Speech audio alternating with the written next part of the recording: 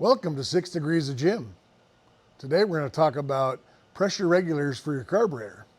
So as you can see, got a couple of old Tri-5s here. This is my 56 Chevy two-door wagon. Still has original paint patina. It's for another story. This is my 55 Chevy I got from my dad. You know, it's really, really nice. But what both things have in common, they're Tri-5 Chevys. The other thing they have in common, they both have pressure regulators for the fuel. So a lot of times people have issues with their fuel, especially on the Edelbrock carburetor. Hollies can take a little bit more pressure, don't seem to have a problem with them, but the Edelbrocks definitely got to keep the pressure low. And so this one has, as you'll see here in a minute, this has dual carbs on it, and it has the 500 Edelbrock AVSs and has 2 of them. And I have a pressure regulator. The pressure regulators is a Holly with a little gauge on it. And I am not sponsored by Edelbrock or Holly or any of them yet. But anyways, I run their product. And so I want to tell you how the importance of it is. So a lot of guys will take stock cars, they'll throw an Edelbrock carburetor on it. Pretty easy, pretty simple. They run pretty well right out of the box. That's a whole other segment we can get into on how to tune them because they're fairly easy for that. But what people do is they don't put a pressure regulator on them. And so some of these small blocks, you know, the Fords, the Chevys, all of them have the same issues. They produce too much pressure and it lifts the needle off the seat, floods the carburetor, it makes it feel like it's actually vapor locking. It seems to do it more in the heat. I don't have those issues anymore. For the last 30 years, I've put pressure regulators on these carburetors. So basically what you want to do, doesn't matter which regulator you want. I prefer the little chrome Holly. It looks good. Put a little gauge on it. You want to run that thing. I run mine between 4 and 5 pounds. I like about 4.5. And it'll vary a little bit, you know, elevations and heat, and there's 100 different things that'll make that pressure vary a little bit. But that's the pressure I like. It really runs good for me. I don't run out of fuel on the top. Idles around in the heat, 115 degrees out. This thing will idle, run, drive. It won't vapor lock. It won't flood over. It won't do any of that stuff with this pressure regulator. And of course, that's a good radiator, and there's other factors, but we're talking just pressure regulators. Down in the comments, though, I would love to hear if you're are you running a pressure regulator? And if you're not, why? It's very important. It's right at the top of the list of, you know, gauges that we need. Temperature gauge, you know, oil pressure, fuel pressure regulator right on the motor. It should be set at an actual pressure. The last thing you want to do is flood the car, you know, cause a fuel issue. So pressure regulator is a thing. So tell me down in the comments what pressure you run. Also throw in there what you do for regulator, which ones you like, because there's a lot of different kinds. I've tried a number of kinds. Both these have the Hollies on it. And I'll show you here in a minute. I'll pop the hood on these things and show you the pressure regulator.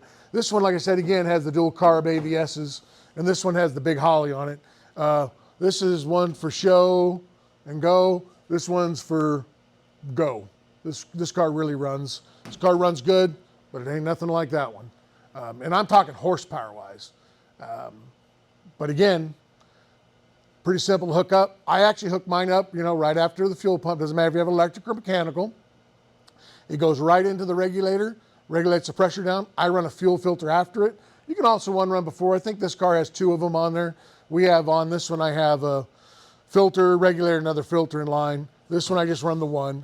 I also run the Edelbrock unscrewable filter. Easy, has a little brass little deal in it. You clean it out. I usually run good fuel in it. I don't tend to have a problem with that. So what you do is you get them running, you put them on there. Hopefully with that regulator, you don't have any problem. Armando is the guy, I want to throw a little shout out to him. He we were talking about his car and some little small issues, you know, as car guys we have, kind of reminded me that, hey, a lot of people don't know that on these Edelbrock carburetors, you better have a regulator. So, you know, if you think you know more than me on that, you should put in the comments how much more you know. That would be very important. I want to hear, because, you know, I'm willing to change. I'm willing to fix, do, and the latest and the greatest. You know, of course, I know I'm going to get some comments about just put an LS1 in it. You know, I could put an LS in it. I guess I could, but, you know, the cool kids have old school. Just saying. So anyways, just having fun. I like them all. Pressure regulator, let me show you real quick. The regulator's right here. There's your pressure gauge. Comes out of your manual fuel pump, comes up through the thing into the carburetors. Of course, I got a divider between them. Here's my little fuel filter, and I put these old school clamps on it. They don't leak, they work good. Make sure you put a little gas pipe fitting on these ends, but again, you just adjust the top here like so, unloosen that nut, just get it running, and you adjust it to the pressure you like. Again, I like 4.5. If it's 5, I don't panic. If it's a little under 4.5, I don't panic either, but that's where I like it on that one. Let me show you this one over here. So this one over here is up against firewall. The battery's in the trunk on here with a disconnect, but there's your gauge. It comes right around the back into this big Holly. And that's the XP Holly. But then you just, again, you run it up. I run this one at about almost 6. So I run this one a little bit hotter because it does run pretty good with the stroker motor and the roller cam and all that good stuff, big stall speed. But again, I still want the pressure to be where the pressure is. I don't want to just kind of guess. This one's got a mechanical fuel pump out by the tank. So it, I want to put the regulator here. My dad, he, on his Nomad, he has a regulator, but we put it back by the back of the car because he didn't want to look at it because, again, he's got one of those LS's in his Nomad. So he's not old school like this. He has new school. He's vintage with new school. But again, we put a carburetor on his LS, but we run the pressure regulator on it.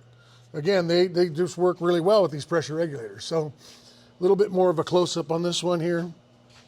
Again, you just adjust it on the very top and into the carburetor as it goes. So that's it on pressure regulators. Again, Edelbrock carburetor, make sure you have one. It'll eliminate any problems you have, make it run good. They're necessary. I'll be honest with you, they're necessary. I've tried it without because I like to leave things kind of clean. But yeah, you're gonna have to have one, especially if you have an Edelbrock. Again, like and subscribe in those comments down there. I would love to hear what kind of carburetor, what kind of car you got. Those kind of things. Put it in the comments. Let's hear what you got. And again, Armando, thanks for the little discussion this morning we had about carburetors and, things of that nature. Appreciate that. And then remember, if you're at a car show, don't push the red button.